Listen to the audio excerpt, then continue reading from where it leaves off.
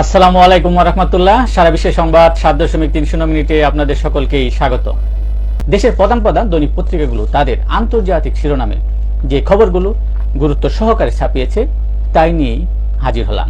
এখন প্রথমেই থাকছে গাজায় নিহতের সংখ্যা ১,৮৬,০০০ ছাড়াতে পারে বলে যুক্তরাজ্য ভিত্তিক বিশ্বের অন্যতম প্রভাবশালী গবেষণা ও পিয়ার রিভিউ সাময়িকী দ্য ল্যানসেট এর এক প্রতিবেদনে উঠে এসেছে এমন চাঞ্চল্যকর তথ্য।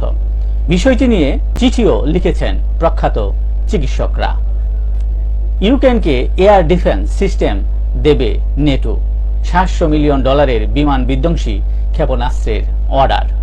নেটো সম্মেলনে প্রতিশ্রুতি। বাইডেনের শারীরিক অবস্থা নিয়ে উদ্বেগে বিদেশি মিত্ররা। ফিলিস্তিনিদের গাজা সিটি ছাড়তে বলল ইসরায়েল। গাজায় দুর্ভিক্ষ ছড়িয়ে পড়ছে, জাতিসংঘের এমন প্রতিবেদন উঠে এসেছে এ সকল তথ্য। আশ্রয় শিবিরে ইসরায়েলি হামলায় নিহত 29। রাশিয়ার সঙ্গে ভারতের সম্পর্ক নিয়ে উদ্বেগ থাকা সত্ত্বেও যুক্তরাষ্ট্রের কৌশলগত অংশীদার থাকছে নয়াদিল্লি। মার্কিন প্রেসিডেন্ট জো বাইডেনের প্রশাসন একথা বলেছে। রাশিয়া সফর শেষে ভারতের প্রধানমন্ত্রী অস্ট্রিয়া সফর করছেন। সেখানেও তিনি ইউক্রেন যুদ্ধ বন্ধ নিয়ে কথা বলেন। ভারতের পশ্চিমবঙ্গ সরকারের প্রশংসা করলেন দেশটির নোবেলজয়ী বাঙালি অর্থনীতিবিদ অমর্ত্য সেন। তিনি বলেন, কেন্দ্রের তুলনায় তৃণমূল নেতা মমতার নেতৃত্বে পশ্চিমবঙ্গের সরকার অনেক বিষয়ই ভালো করছে।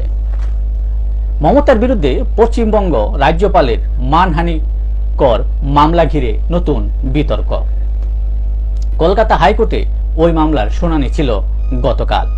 এ বিষয়ে আদালত কোনো মন্তব্য করেনি, কিন্তু শুনানির পর এ বিষয়ে রাজভবন থেকে একটি পোস্ট করা হয় সাবেক টুইটার হ্যান্ডেলে। তা নিয়েই শুরু হয় বিতর্ক। রুশ হামলা মোকাবেলায় বাংকার বানাচ্ছে 3 দেশ, লাটভিয়া, লিথুয়ানিয়া ও এস্তোনিয়া। দেশ তিনটি রাশিয়ার হুমকি মোকাবেলায় কয়েকশো বাংকার বানানোর পরিকল্পনা করছে। কয়েক মাস আগেই একটি বাল্টিক ডিফেন্স জোন বানানোর ব্যাপারে সম্মত হয় ওই 3 দেশ। এই ছিল দেশের প্রধান প্রধান দৈনিক পত্রিকার শিরোনামে উঠে আসা শীর্ষ সংবাদ, যা নিয়ে এতক্ষণ আপনাদের মাঝে উপস্থিত ছিলাম। আশা করি আপনাদের ভালোই লেগেছে।